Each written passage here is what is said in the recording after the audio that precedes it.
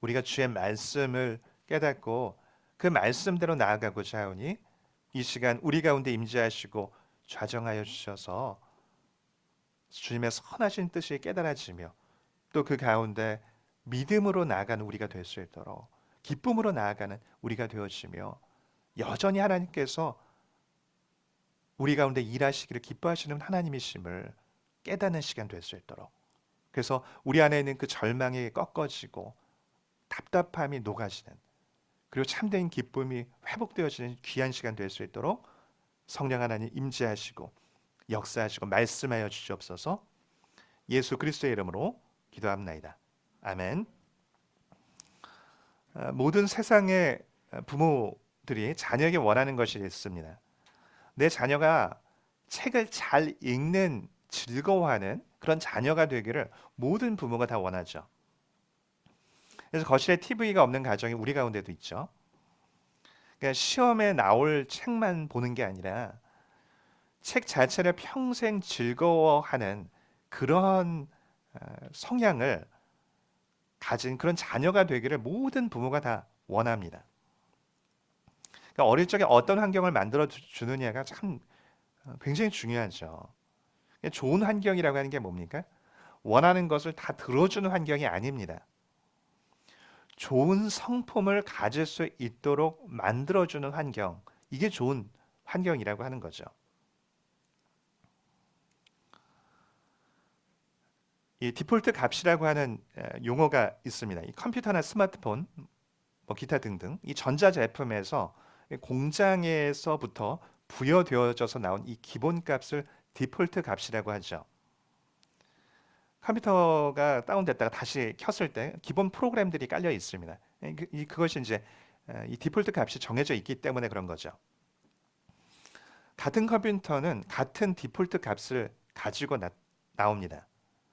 그런데 사람은 달라요. 사람은 개인마다 다 디폴트 값이 다 다릅니다. 어릴 적에 부모님이 세심하게 신경을 쓸 때 좋은 디폴트 값, 좋은 소위 이제 기본 설정을 갖게 됩니다. 대부분의 아이들의 경우 시간이 날 때 컴퓨터를 오락을 하든지 뭐 TV를 보든지 스마트폰을 보든지 이렇게 하죠. 근데 그게 평생의 그 아이 디폴트 값이 될 수가 있습니다. 그러나 부모님이 정말 세심하게 신경을 쓰게 되면 그 가운데 시간이 나거나 그럴 때 그 쓸데없는 데다가 시간을 낭비하는 것이 아니라 책을 펴는 아이들도 있습니다. 이게 또 평생의 자신의 디폴트 값이 되는 아이들이 있죠. 소위 이 기본 성향이 이 책을 즐거워하는 것으로 세팅되어져 있다고 한다면 책을 보는 것이 그 아이에게 있어서 힘드는 것이 전혀 아닐 겁니다. 반면에 소위 이 기본 설정이 TV나 어떤 오락이나 게임, 스마트폰 이런 것이 되어져 있다고 한다면 어떻겠습니까? 책을 딱 봐야 한다는 거 알아서 책을 봐도요, 심리적인 저항감이 느껴지는 거죠. 당연히 학습 능력이라고 하는 것은 이 천지 차이입니다. 천지 차이. 인생 자체가 다르게 되는 거죠. 이게 어디 책만의 문제일까요? 아닙니다. 모든 게 다 그렇습니다. 어떤 사람은 언어를 사용할 때 예의와 배려가 다 이렇게 묻어나는 사람이 있어요. 근데 어떤 사람은 기본 설정이 욕인 사람도 있습니다. 말을 할 때 욕을 하지 않고는 말을 할 수 없어요. 기본 설정이 그렇기 때문에 그 욕을 하면 인기가 떨어지잖아요. 결정적인 순간에는 다 튕겨져 나옵니다. 본인은 실수라고 이야기를 하지만 그건 실수가 아니라 그 사람의 기본 설정 값인 거죠. 어떤 사람은 감사와 기쁨이 기본 설정 값입니다. 근데 많은 경우 불평, 원망 이게 그의 인격 가운데 기본 설정인 사람들도 많이 있죠. 자신이 잘못한 것에 대해서 머리를 깊이 숙이고 사과하는 대신에 남에게 분노를 쏟아내며 탓하고 원망하는 설정이 그걸 가지고 있는 사람들이 있습니다. 어떤 사람은 쾌활함과 즐거움이 기본 설정인 사람이 있지만 반대로 우울함, 외로움 이 기본 설정인 사람도 있습니다. 어떤 사람은 적극적이고 진취적인 성향이 기본 설정인 사람이 있지만 반대로 소극적이고 두려움이 많은 것이 기본 설정인 사람도 있죠. 당연히 그 사람이 갖고 있는 그 기본 설정이 무엇이냐에 따라서 인간관계, 어떤 성취, 이 모든 게 다 거기에서 시작이 되어지고 다 거기서 결론이 납니다. 그러니까 보니까 부모가 행해야 할 게 뭔가 봤더니요.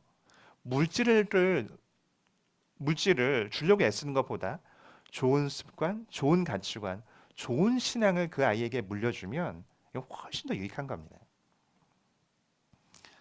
그러나 죄인된 우리는요, 사실 이 좋은 이 기본 설정, 좋은 마음의 밭을 갖기 위해서는요, 다 그냥 되는 게 아니에요. 다 훈련이 필요합니다.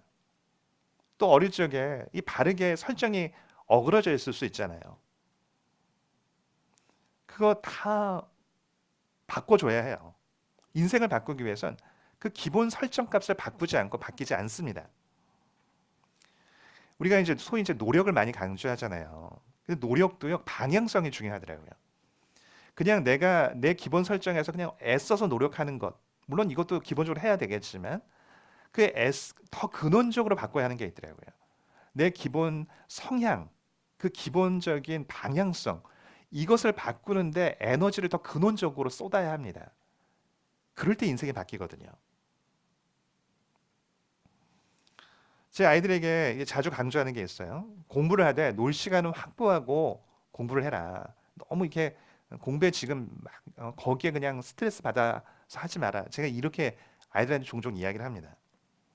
왜냐하면 지금부터 막 너무 공부를 하게 되면 이 강박관념이 생기고 그 압박감이 생겨요. 그럼 어떻게 했어요? 학습이 전혀 즐겁지 않게 되는 겁니다. 그리고 이건 억지로 해야 되고 무거운 것이고 재미없는 것이고 이러한 마음이 그 안에 들어가게 되거든요. 그러니까 무조건 참을성만 강조해서 그냥 노력만 이야기해서 안 된다라고 하는 거죠. 제가 보니까 우리가 소위 이제 은혜를 달라고 구할 때 두 가지 종류가 있습니다. 첫 번째는 뭐냐면요. 사람 자체가 바뀌는 은혜예요. 내 속사람이 바뀌는 은혜입니다. 또 다른 하나는 뭐냐면 환경을 바꾸는 은혜예요. 내 주변을 바꾸는 은혜입니다. 내 속사람은 그대로인데 내 주변에 있는 것에 좋은 것이 생기는 은혜죠. 가령 뭐 요즘 이 스마트폰, 그 삼성에서 나온 그 새로운 스마트폰이 있지 않습니까? 그런 스마트폰이 갑자기 생겼다든지 혹은 뭐 여행 경품이 당첨이 돼서 원했던 곳으로 여행을 가게 됐다든지 이건 내 속사를 바꾸는 은혜는 아니죠. 그러니까 내 주변을 바꾸는 은혜입니다. 근데 보면요. 진짜 은혜가 뭐냐면 내 속사람을 바꾸는 은혜예요. 삶이 바뀌기 위해서는요. 좋은 것이 옆에 붙어 있다고 바뀌지 않아요. 내 속사람의 그 기본 세팅이 바뀌고 기본 성향이 바뀔 때 그럴 때 인생이 바뀌게 되는 거거든요.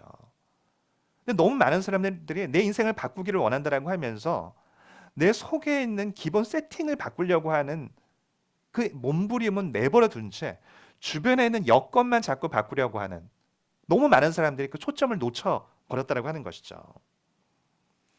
속사람이 바뀌지 않고 좋은 것이 주어지는 건요. 마치 새벽에 잠깐 있다 사라진 이슬과 같은 것입니다.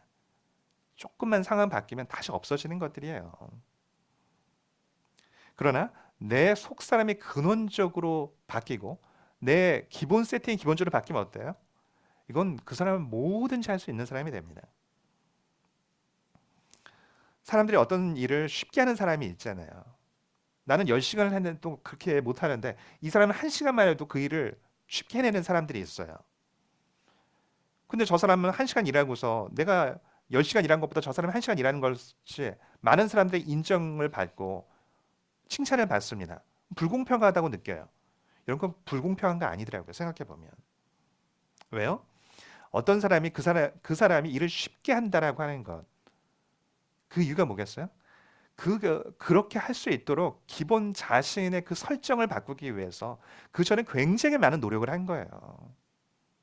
그러니까 지금의 그 노력만 생각하면 안 되고 갖고 있는 어떤 그 설정과 그 방향성과 그 기호를 바꾸기 위해서 많은 애씀이 있었거든요.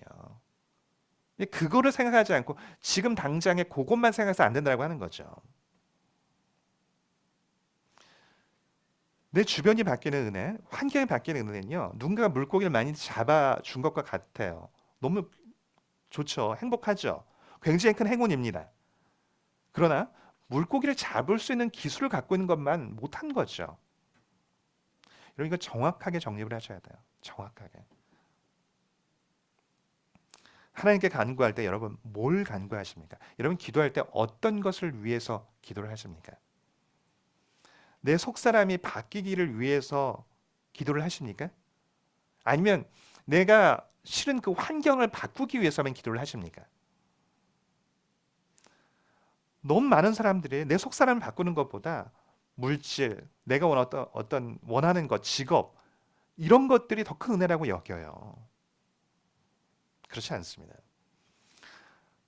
비교적 최근에 모 정치인의 자녀가 외국 유학 중에 다량의 마약을 소지하고 들어왔다가 붙잡혀서 욕을 먹고 이제 이슈가 되었습니다. 전 그 기사 보면서 너무 안타까웠어요. 왜냐하면 그 정치인의 이 자녀의 문제였는데 그 정치인의 부모님이 굉장히 신실한 분으로 제가 알고 있거든요. 그래서 그 부모님이 자신의 아이한테 제일 물려주고 싶은 게 뭐였냐면 그 어떤 신앙이었다고 이렇게 이야기하는 분이었거든요. 그래서 이 자신의 자녀에게 신앙을 물려주기 위해서 따로 오히려 이 일반 과외보다 성경 과외를 붙였다고 이렇게 이제 인터뷰한 것을 예전에 본 적이 있습니다. 그 가운데 이분이 너무 잘 반듯하게 자라서 굉장히 또 스마트한 그런 분이었거든요. 근데 본인은 부모님이 그 가운데 잘 신앙 안에서 양육이 되어졌는데 본인은 그렇게 받아놓고 자신의 자녀에게는 1차 줘야 하는 것들을 주지 못했다라고 하는 것이죠. 부모님이 자신에게 할 때 신앙을 물려주지 못했던 겁니다. 부모님은 기본 세팅이 바른 신앙, 바른 가치관을 갖는 것을 목표로 자신을 가르쳤는데 자신은 그 목표가 아니라 좋은 환경을 자녀에게 물려주는 것이 1차 목표였던 거죠. 좋은 환경을 물려줬고 그 가운데 유학을 가서 공부를 하게 했는데 가지고 온 것은 무엇이었냐면 마약이었단 말이죠.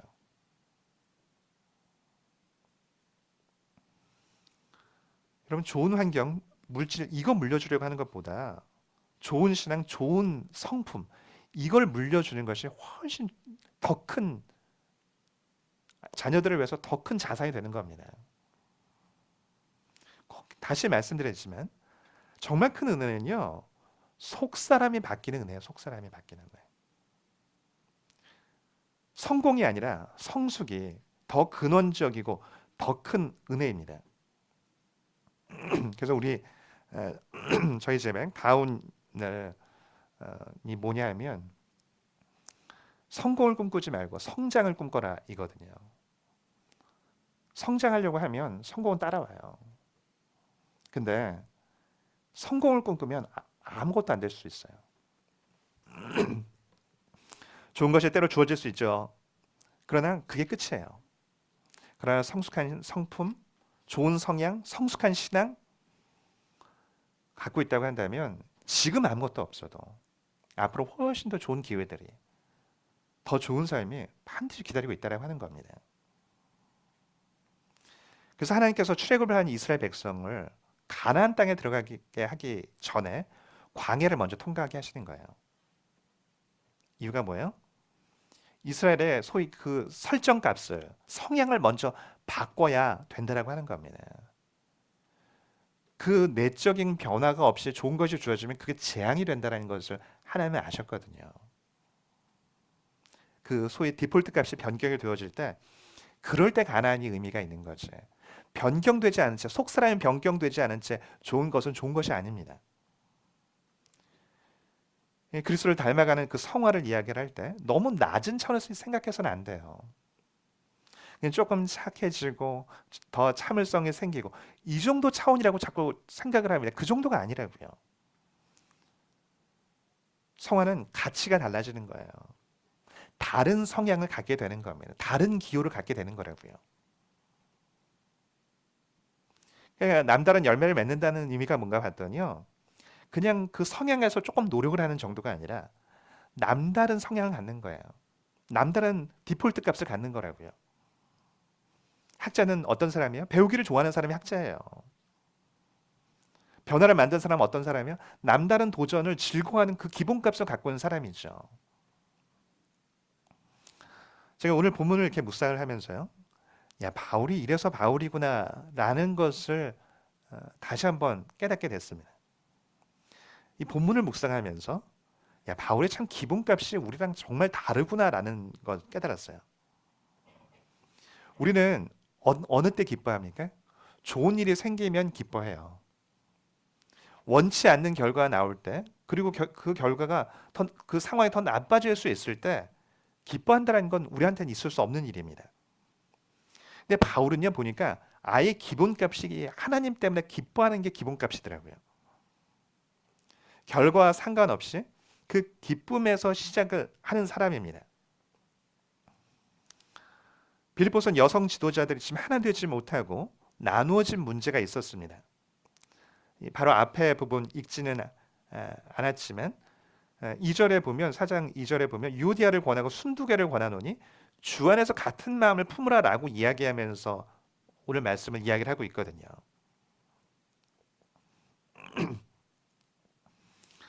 지금 여성 지도자들이 하나 되지 못해요. 그래서 서로를 비난하는 그런 상황 가운데 있는 겁니다. 그러니까 지도자들이 하나 되지 못했다는 얘기는 뭐냐면 지도자를 따르는 사람들도 서로 반목하고 있음을 의미하는 거예요.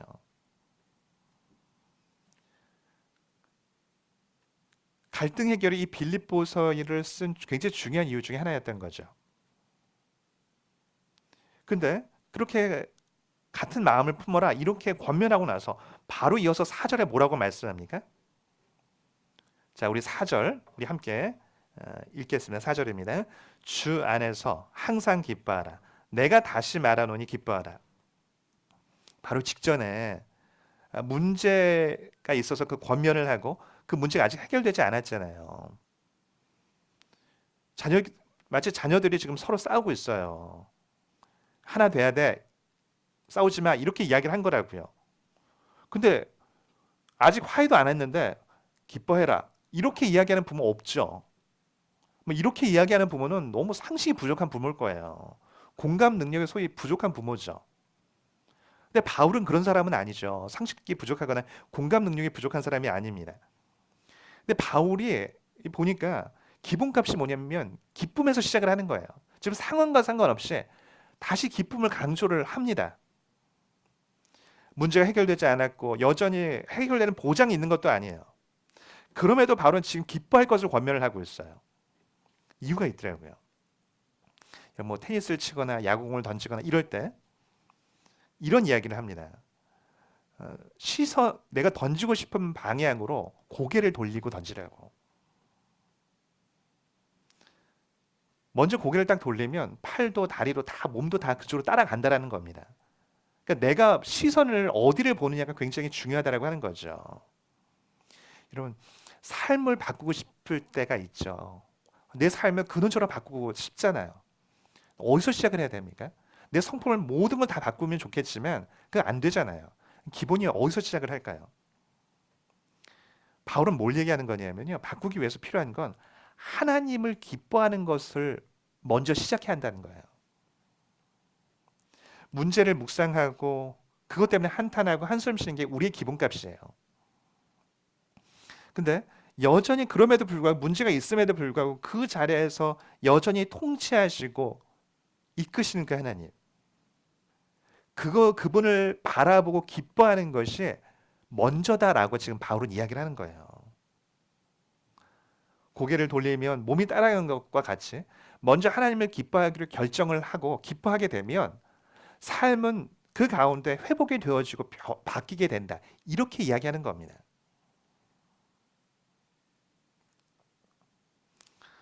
하나님을 마음 깊이 기뻐하게 되어질 때 그럼 그 다음에 따라가는 건 뭘까요? 따라가는 게 있어요. 그게 뭡니까? 자, 6절입니다. 우리 6절 함께 봉독하겠습니다.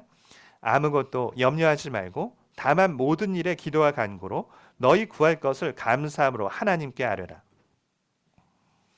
염려 대신에 그 기도를 하라고 이야기해요. 특별히 감사 가운데 간구를 하라고, 감사와 함께하는 그 기도를 행하라라고 이야기를 합니다. 내 삶에 문제가 있지만 여전히 선하신 하나님을 신뢰하고 기뻐하는 사람은 반드시 선하신 하나님께 감사함으로 하나님께 구애하고 간구해야 한다는 거죠. 이런 말씀을 들으면서 이런 생각이, 이런 의문이 드시는 분이 있을 겁니다. 아니, 문제 해결이 안 됐는데, 문제가 여전히 지금 있는데, 아니 그 가운데 어떻게 하나님을 기뻐하며 어떻게 감사와 간구까지 나아갈 수 있는가? 문제가 여전히 있는데. 그게 어떻게, 이건 너무 비현실적이지 않은가라는 질문입니다. 제가 그 아는 그 이렇게 개척교회를 하시는 목회자 분이 있습니다. 저처럼 이렇게 몇몇 가정과 이제 개척을 했던 거죠. 근데 이제 사모님이 이제 개척을 하면서 이제 마음이 상당히 불편했던 것 같아요. 원치 않았던 겁니다. 그러니까 이 목사님을 좀 많이 이렇게 그 스트레스를 목사님한테 많이 풀었던 거죠. 당신 때문에 내가 이렇게 힘이 드니까. 이 목사님한테 막 때로 욕도 하고 이혼하자는 얘기를 이제 종종 한 겁니다. 목사님 이제 마음이 얼마나 힘들겠어요. 그러니까 목사만 아니면 힘들어서 이혼도 할 수 있을 것 같았다고 이렇게 이야기를 하시더라고요. 근데 이혼을 하면 어떻게 돼요? 자녀들이 우선 말썽이 나겠죠. 그리고 본인도 더 이상 이제 사역을 할 수가 없게 될 겁니다. 그리고 또 문제는 자신을 따라온 성도들도 이제 다 어려움을 겪게 될 거 아니에요. 그러니까 항상 마음에 이제 마음 속에 이제 추가 달려 있는 것 같았다는 거죠. 막 공황장애 초기 증상이 막 오더라는 거죠. 더욱이 본인이 뭘 어떻게 잘해서 이걸 해결할 수 있는 문제가 아니잖아요. 그 사모의 마음에 달려 있는 거니까. 여러분, 이 상황에서 어떻게 평안하고 감사하고 기뻐할 수 있어요? 가정이 깨어지고 교회 깨어지면 안 되는 거잖아요. 이때 뭘 어떻게 기뻐할 수 있겠어요? 근데 이분이 기도하는데 하나님이 이러시더래요. 이혼해서 교회가 깨어지는 문제는 사모에게 달려있는 게 아니라고. 내 손에 달려있는 거라고. 내가 그렇게 두겠냐고. 그리고 혹 극단적으로 깨어진다 할지라도 내가 너를 놓을 것 같으냐고. 어떤 일이 일어나도 넌 여전히 내 손 안에 있다고. 그 결과까지도 네가 붙잡고 있으려고 하지 말고 그 결과까지도, 그 두려워하는 그 결과까지도 나한테 맡기라고. 그 목사님이 그 기도 가운데 딱 응답을 받고 마음에 항상 있던 그 무거운 주가 끊어졌다고 이야기를 하더라고요. 아, 나는 이제 이혼하면 모든 게 여태까지 목사도 못하고 이제 다 끝나가는구나 이렇게 여겼는데, 하나님은 그렇게 허락하지도 않겠지. 만약에 내가 원치 않는 극단적인 상황이 온다 할지라도 하나님께는 항상 플랜 B가 있구나. 이걸 이분이 이제 깨닫게 된 겁니다. 그러고 나니까 어떻게 했어요? 마음의 평안함이 이전과 다른 평안함이 찾아온 겁니다. 오늘 7절에 뭐라고 말씀합니까? 모든 일에 기도와 간구로 감사함을 하나님께 아뢰면 모든 지각에 뛰어난 하나님의 평강이 그리스도 예수 안에서 너희 마음과 생각을 지키실 것이다 라고 말씀합니다. 여러분, 참된 평강이 어디서 옵니까? 맡길 때 오는 거예요.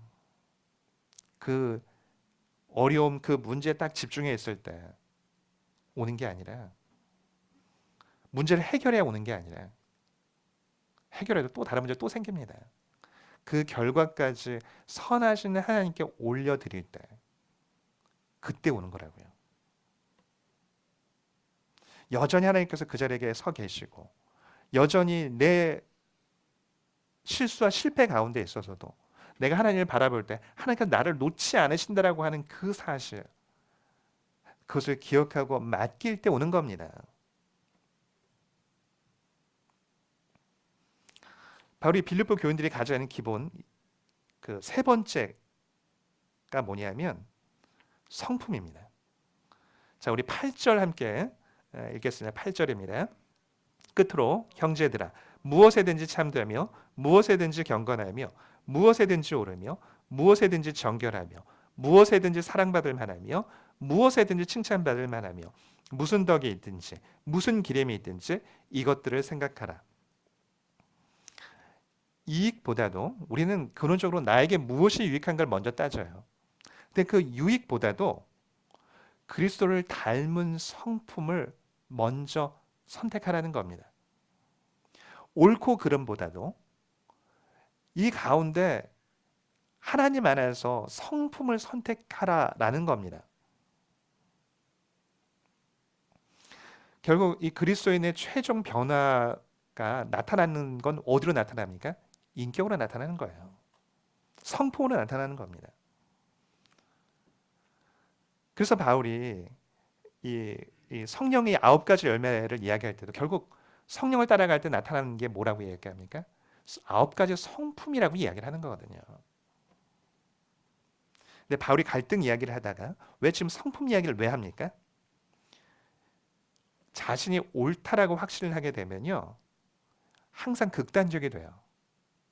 그리고 사나워지게 됩니다. 의견을 다양하게 주장하는 것은 가능합니다. 그러니까 이들의 문제는요. 유오디아와 순두계의 이 여성 지도자들의 문제는 뭐였냐면 이들은 주장을 할 때 나를 주장하려고 이 얘기를 한 것 같진 않아요. 그럼 바울이 교통 정리를 했을 거거든요. 근데 이들은 교회를 위해서 지금 주장을 했는데 그 주장이 서로 다른 주장을 했던 거죠. 교회를 위해서 내 주장이 옳다라고 이야기를 한 겁니다. 그 다른 리더십을 인정하지 않은 거죠. 당신 그렇게 하면 안 된다고. 이러면서 지금 문제가 생긴 거죠. 하나님 안에서 어떤 주장과 의견을 가질 수 있어요. 근데 하나님을 보지 않고 문제만 딱 집중을 하고 내가 옳다는 거기에 확신이 딱 들어가면 거칠어져요. 사나워집니다. 극단적인 주장을 하게 됩니다. 그럴 때 어떻게 됩니까? 8절에는 참되고 경건하고 정결하고 사랑받을 만하고 칭찬받을 만하고 덕이 있는 이러한 것을 생각하지 않고 내가 옳기 때문에 무례하게 된다고요.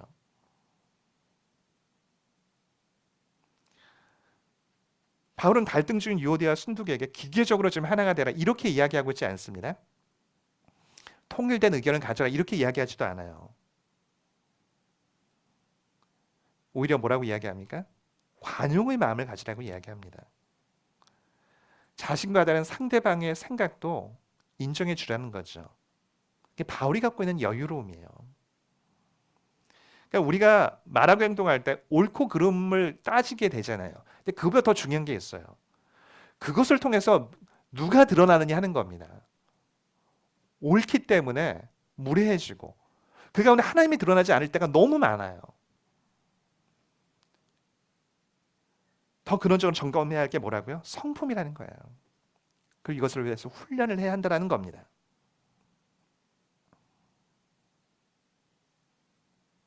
옳고 그름에만 집중하는 게 아니라 내가 말하고 행동하는 것이 그리스도를 드러내는 것인지 이것을 통해서 그리스도가 전파될 수 있는지에 대해서 그걸 점검해야 한다라고 하는 것이죠. 요즘 새벽에 참 이렇게 나라를 위해서 참 기도가 절로 나오더라고요. 야, 이게 왜 이렇게 극단적인 상황으로 치닫는 건가? 왜 이렇게밖에 될 수 없는 건가? 또 그러면서 좀 걱정스러운 것 중에 하나가 뭐냐면 교회를 다니는 사람들은 너무 옳은 것만 주장하고 있지는 않은가? 불신자들에게 이것이 어떻게 보여질고 이것이 어떻게 영향을 미칠지 우리가 그 영혼들을 어떻게 회복하고 그 다친 마음들을 회복시켜야 할지 이거는 놓치고 있지 않은가? 이런 생각들이 들더라는 거죠.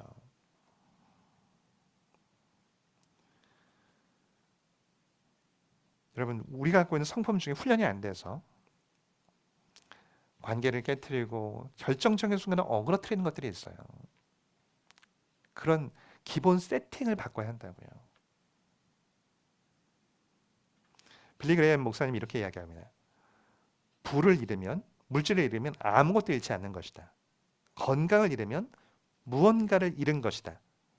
하지만 성품을 잃으면 모든 것을 잃은 것이다. 정확한 표현이죠. 정확한. 성품 잃으면 모든 것을 잃은 거예요. 반대로 이야기하면 성품을 만들어갈 수 있다고 한다면 어디 던져놔도 뭘 못하겠어요. 그래서 그리스의 철학자이죠. 헤라클리투스가 이렇게 얘기합니다. 성품이 운명이라고. 말씀 맺도록 하겠습니다. 열매를 맺기 위해서 필요한 것은 다시 말씀드리지만 그냥 무조건 열심히만 하는 것이어서는 안 됩니다. 근본 밭을 새롭게 해야 돼요. 내 마음 안에 있는 이 밭을 새롭게 하는 것들이 필요합니다. 지금 갖고 있는 문제가 무엇입니까? 물질의 문제, 관계의 문제, 직장의 문제, 자녀의 문제, 남에게 말할 수 없는 기타 등등의 여러 가지 문제. 이런 문제가 아니에요. 내가 바뀌지 않으면 그 문제 없어요. 또 문제 또 열릴 겁니다. 하나님께서 그 문제를 허락하신 이유가 뭐예요? 그 문제를 통해서 내 기본 값을, 기본 성향을 바꾸려고 하기 때문이에요. 사람에게 집착하고 물질에게 집착하고 인기에 집착하고 자녀에게 집착하고 그 집착한 그 기본 값을 바꾸고 하나님께만 딱 묶인 바 되어지도록 하기 위해서라고 하는 것이죠. 우리 문제를 해결하는 삶을 바꾸는 가장 시작점이 어디입니까? 모든 문제가 하나님의 손에 있음을 신뢰하는 데서 시작하는 것이어야 합니다. 내가 원하는 대로 되어야만 한다는 그 주장을 내려놔야 돼요. 하나님께서 원하시는 대로 되어지기를 구하면서 맡겨야만 하는 겁니다. 주님 한 분으로 만족하며 결과를 맡길 때 이전에 누리지 못했던 참된 기쁨, 참된 감사, 참된 평안이 내 안에 깃들게 될 것을 믿습니다. 그 기쁨과 평안, 감사 세상에 빼앗을 수 없는 거예요. 주님의 손에 모든 것이 있음을 깊이 신뢰하고 기쁨을 선택하고 감사를 선택하십시오.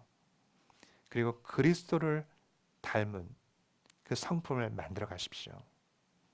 반드시 이전에 꿈꾸지 못했던 열매가 맺혀지게 될 것입니다. 그런 열매로 하나님께 영광 돌리는 복된 성도 되어지기를 축복합니다. 우리 찬양하고 기도하겠습니다. 오직 주님